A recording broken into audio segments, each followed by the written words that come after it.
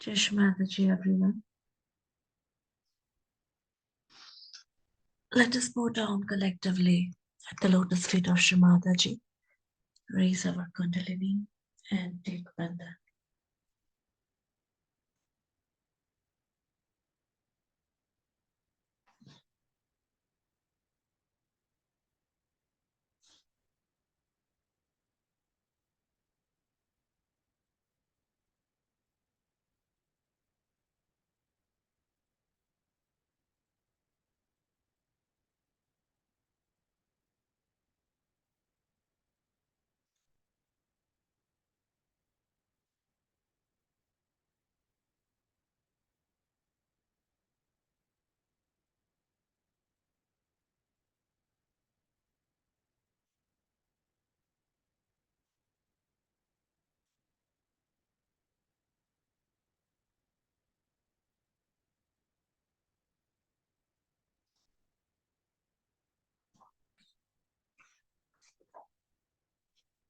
Right hand on the left heart. Shri Mataji, we, your children, seek your permission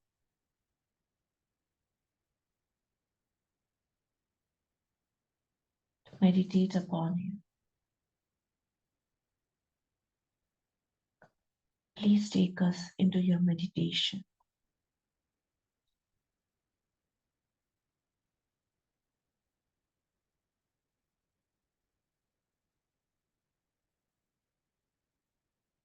Mother, please forgive me and give me all the required state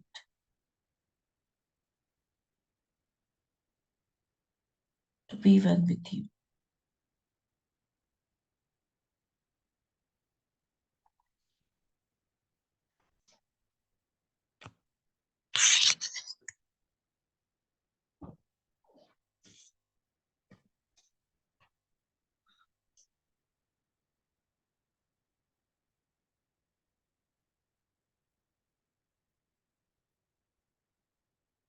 Mother, please come in my heart.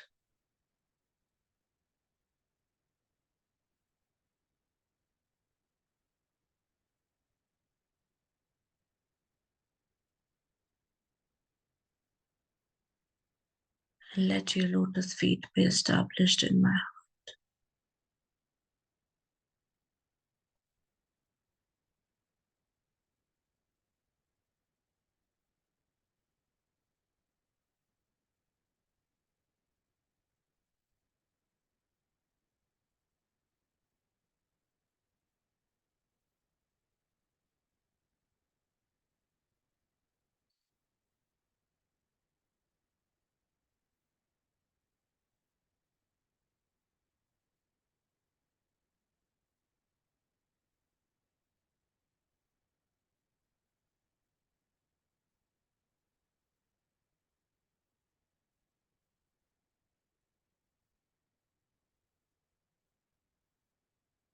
Mother, by your grace, I am a pure spirit.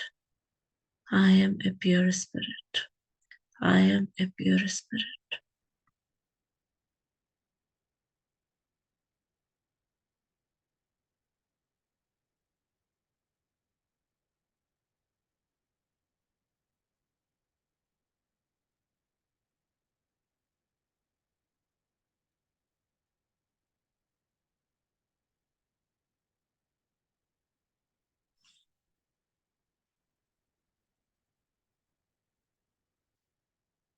Now, slowly, the attention towards Mooladhara and both the hands on Mother Earth.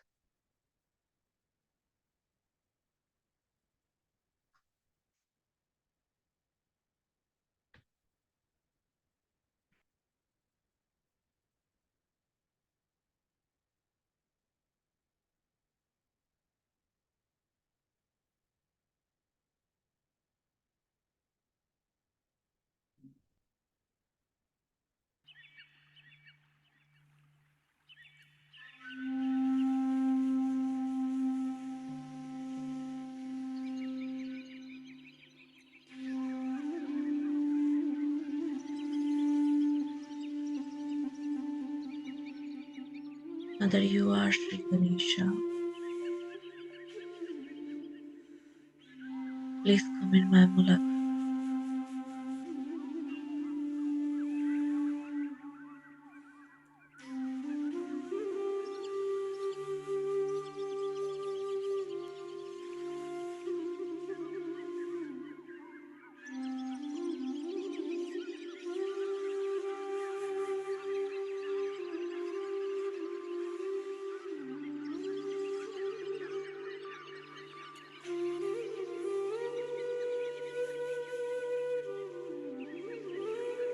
Please remove all the filth, all the dirt from my Mooladhara.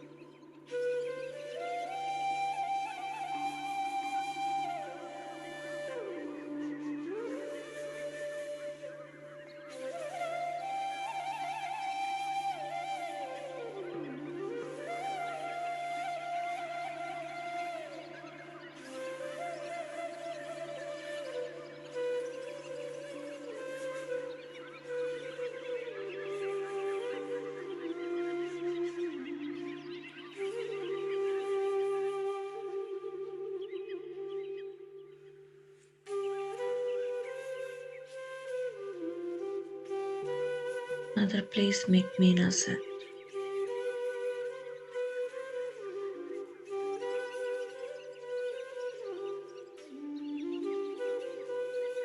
Give me the power of innocence.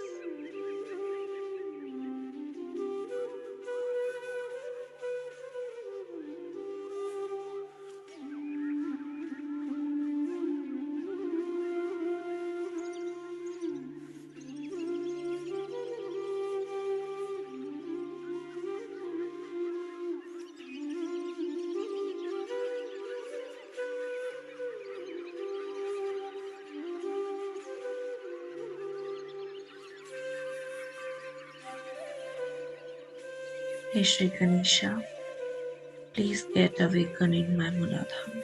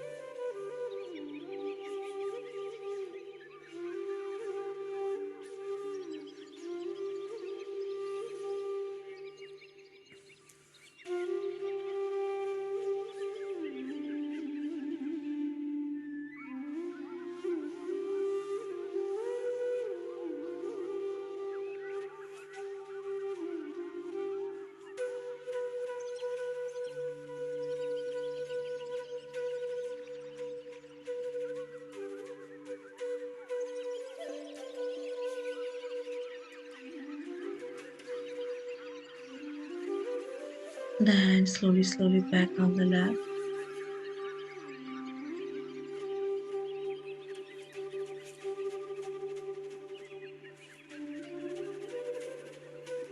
And now the attention towards slowly upwards and towards Hansachak.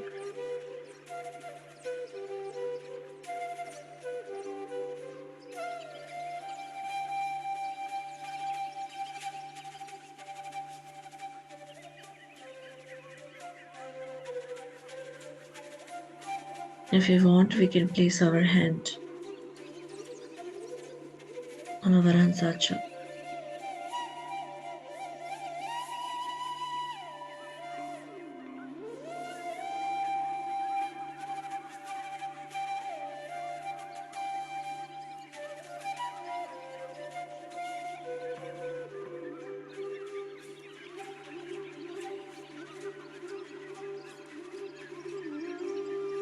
Mother, please enlighten this chakra.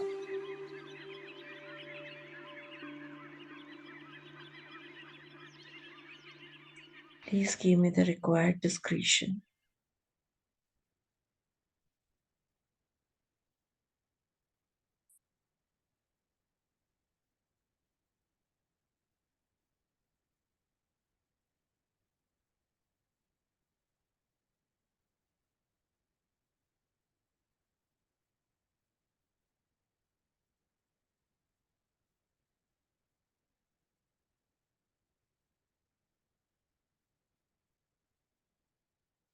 Hansachakra Swamini. Let's take this mantra once. Om Tvameva Sakshat Shri Hansachakra Swamini Sakshat Shri Adishakti Mataji Shri Nirmala Devi Namo Namaha.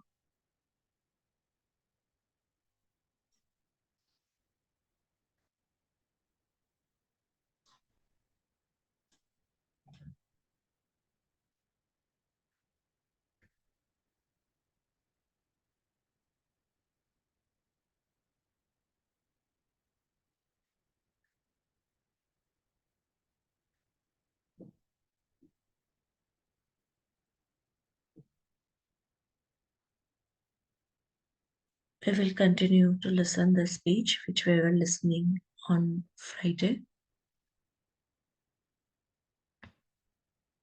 In Navi Chakra also, we do not understand that eating is not such an important thing.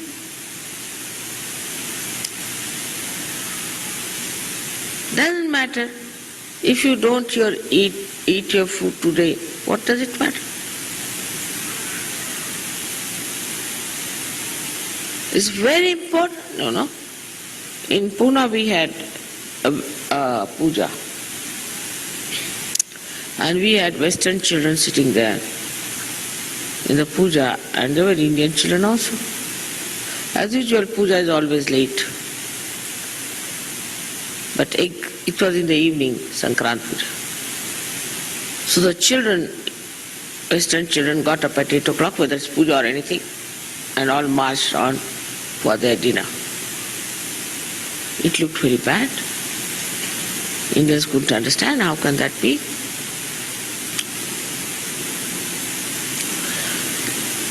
But they had to have their dinner at 8. Supposing they don't eat their food at 8 o'clock, what will happen? Will they die?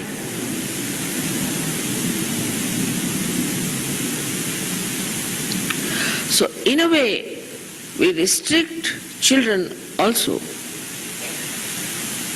by our own conditionings, and also we allow them to behave in a manner that they, as if they are very grown-up, matured people. We are so enamored by our children As if to get children is something great. Anybody can have children. What's so great about it?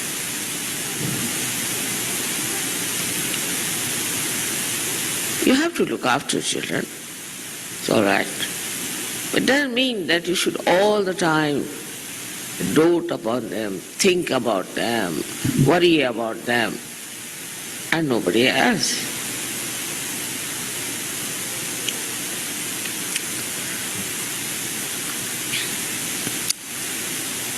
So if you have to enter into the limbic area, which is the Virata's place, which is the, I would say, from Vishuddhi to Hamsa, and then to your limbic area,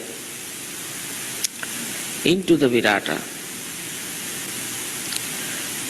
then your interest must expand. So the other discretion should be that, am I only thinking of my child? Am I only thinking of my wife? Am I only thinking about them? Or I am worried about other children also. I am thinking about other children.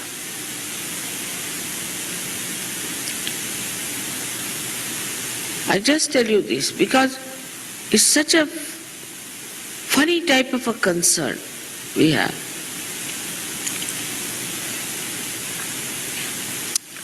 And you destroy your children also. By this kind of indiscreet concern. Like we had a school in India. And the children who stayed in Pune. I had my puja. I told them don't bring children because I knew these children are Western children. Not easy. They can't bear anything. But the children insisted and the teachers had to bring them. So the puja was over as usual, very late, about I think 11 o'clock in the night. And there was no transport. And that's why I said don't bring them. So they had to get some sort of a truck because these days we were not getting petrol, we were having a very bad time. So they had to go on the truck. It reached there by about 2 o'clock. Some of the fathers were staying in my house. Next day they said, Mother, our right heart is catching. I said, what is that? Such cruelty. I said, what cruelty? The children reached at 2 o'clock in the school. So what? Right heart is catching. What attachments?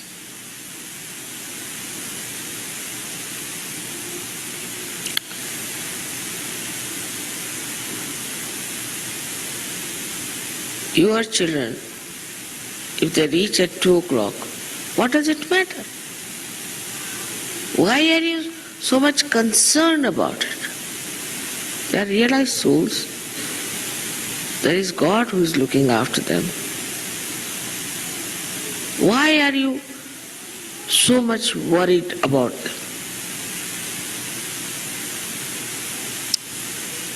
Leave them alone. Send them to Indian school. Then the mothers are sitting there. Teachers don't like it. No one likes it. They are just gone there. Mothers. No school allows such nonsense. But in Sahaja Yoga, they think they have a right. What right have they got? Have they paid for the school? Have they done anything for the school? What right have they got to go and sit in the school?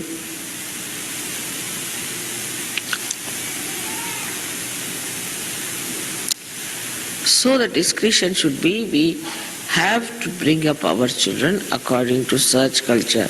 The first of the principles of Sahaja Yoga is fortitude. Sahaja Yoga is not meant for such dainty darlings.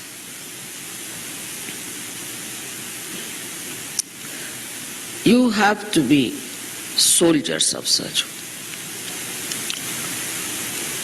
Your children have to be the soldiers of Sahaja, not the dainty darlings. It's not meant for them. Though they are born realized, you are ruining them by making them dainty darlings. You have to rough it out. You have to make them sturdy. You have to give them self-respect. You have to give them dignity and a fortitude, forbearance.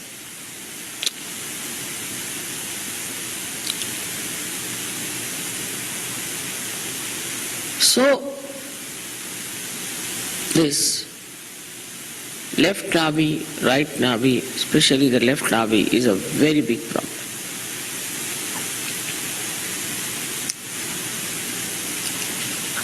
Where the woman has to be a Grihalakshmi and husband has not to be a Romeo, but a husband. He has to see how his wife behaves, correct her. That is his job, his duty. He should not shirk it.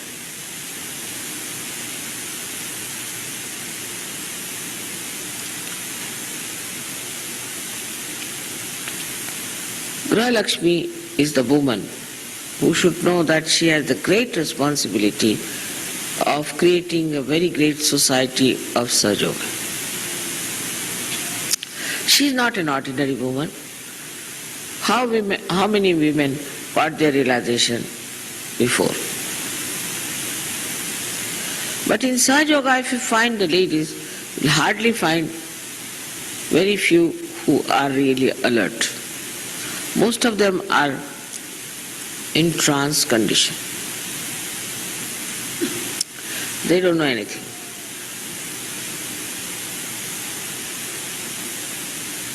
They don't know anything. They don't know much of cooking. You ask them anything, they don't know anything. You talk to them, you feel as if they have taken some sort of a drug. Nothing goes into their heads. Sometimes one feels it's better I do it myself. Impossible.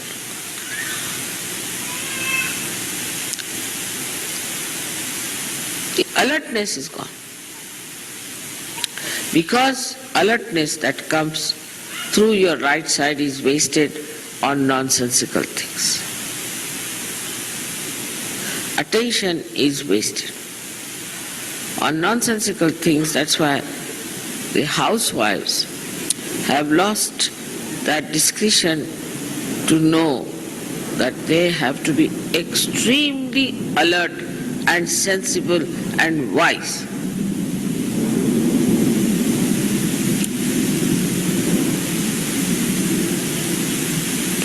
They should know each and everything. It's not so. They just live in the air somewhere hanging, You don't know what to say to them, how to ask for anything, how to explain anything to them. It's an impossible situation.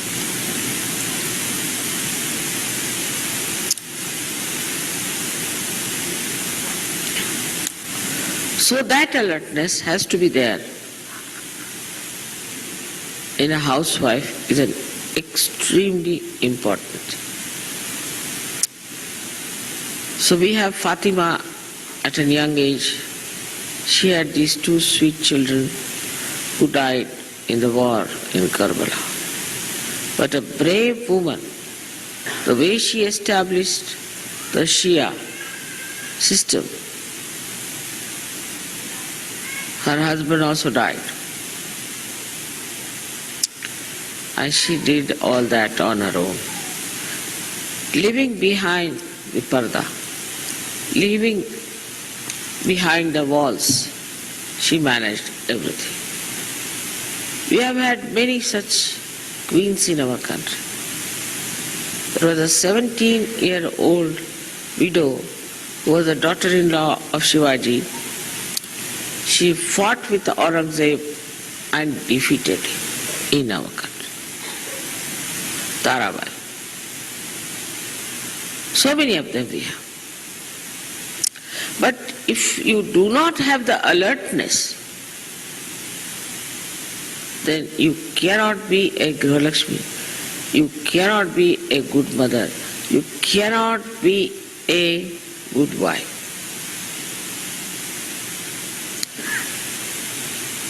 There's no slavery in it. They don't know even what pleases their husbands, how to create peace in the family, what to say, when to say beautiful things and when to be strict. All this discretion is not there. Either they are shrews or they are slaves.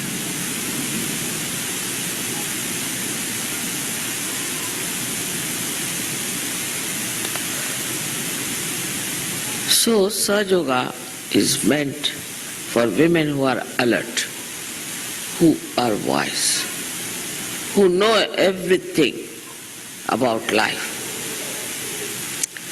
Even they don't know where are the chakras on the feet. Look at your mother, she's a woman. She knows so much. They don't know anything as to how Kundalini passes through these centers, what it does, what she is capable of. But the Kundalini itself is the feminine power. She knows each and everything about you, about her child. Many mothers don't know if the child is taking drugs or is behaving which way. Except for spoiling or beating, there's nothing in between.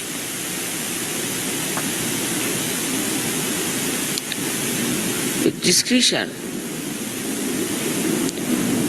the mothers can make these special children into something. That is my vision about them. But with their indiscretion, they can ruin these children completely.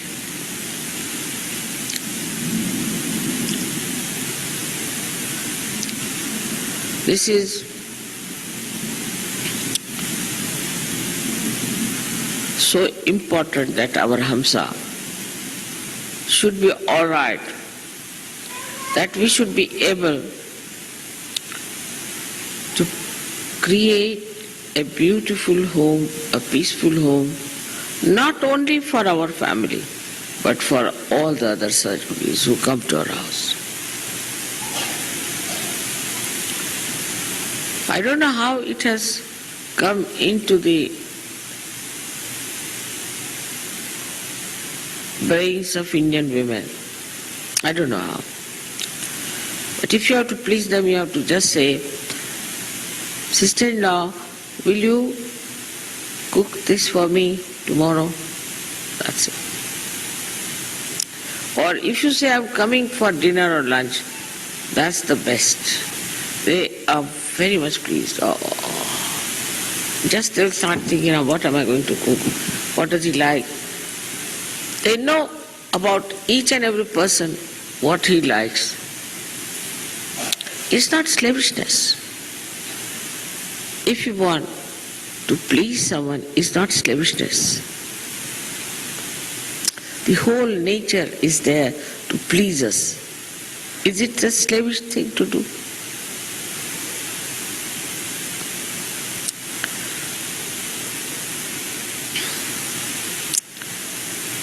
But another side of a woman is she is the Raja Lakshmi and the man who is the king. The discretion at that point is, are you dignified or not?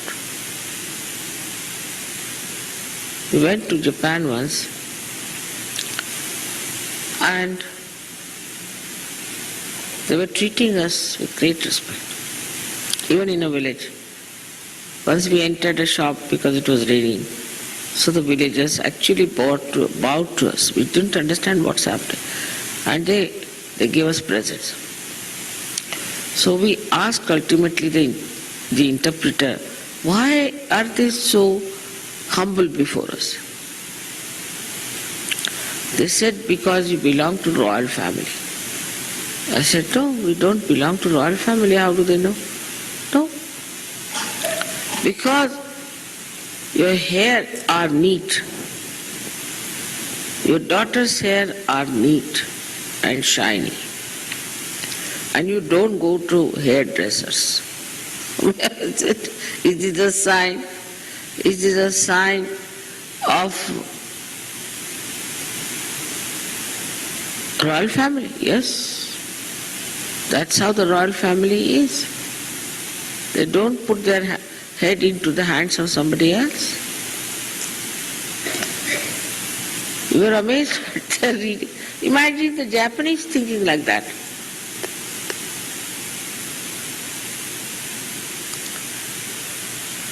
So the discretion is that you have to be like a queen. And the husband has to be like a king. But not like the king who killed his 7 wives, but like a king who respects his wife. If you cannot respect your wife, you cannot be a surgeon. Respect is different from being romantically in love. I think then you don't respect.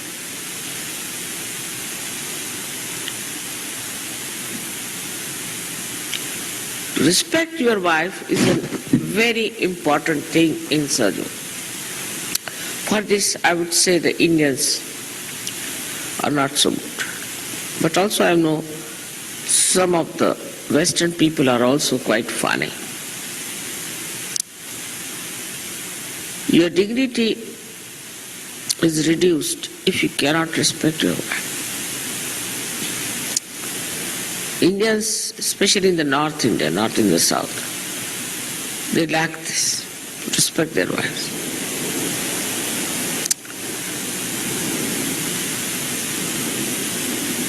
Also, they lack the discretion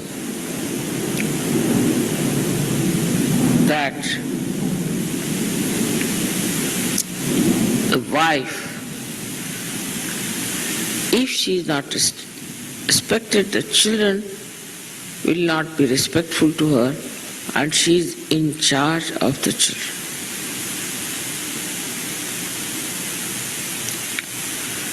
But the most indiscreet thing about Navi is that you don't listen to your guru.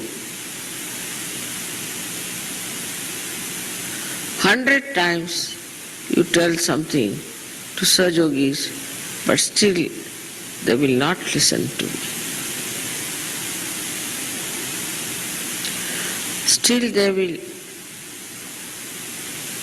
do as the fashion tells them or the norms that they have.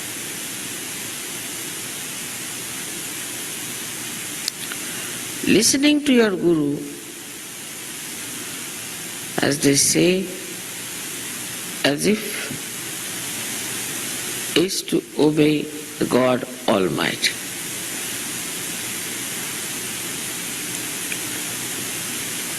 Whatever he said is to be accepted as a great blessing, as a great correction, and is to be followed. not to be just left out as it is.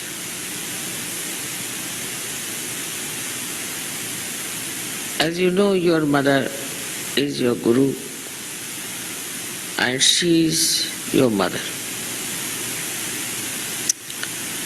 Also she is Mahamaya. Also she is Adishakti. And she is so gentle. And she is so kind. She says some things to you to correct you. So many lectures I have given of telling you what is important.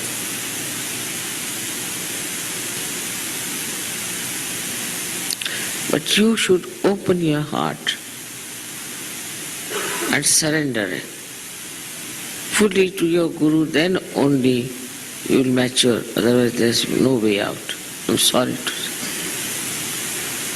I do not like anybody surrendering to me or touching my feet or falling at me. I don't understand that. I'm not conscious of it, not aware of it. Makes no difference to me. Even when you sing my Jai, I think that you are singing some Mataji Nirmala Devi's Jai in the third person.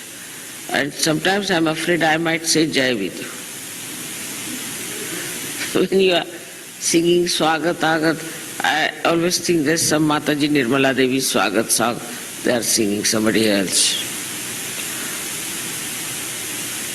But for your goodness, for your ascent, for which you have come here, you have not come here just to waste your time, but to ascend. And for that, it is important that whatever I am saying, you have to obey implicitly.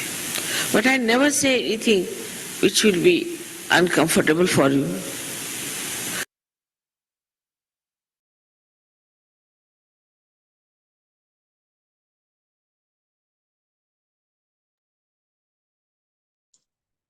Let us continue in meditation and try to observe the speech which we just heard.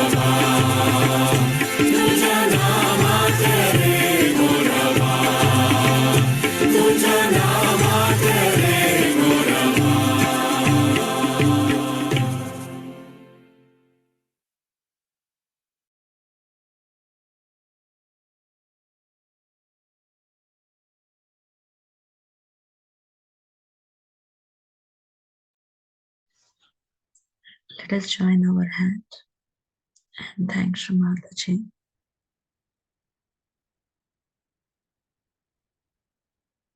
for all the love, all the forgiveness,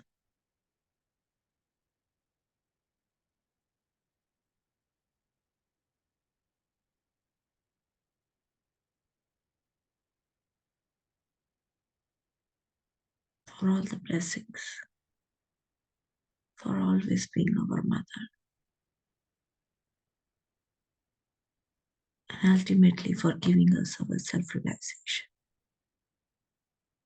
Thank you, Shri Mataji. Thank you, Shri.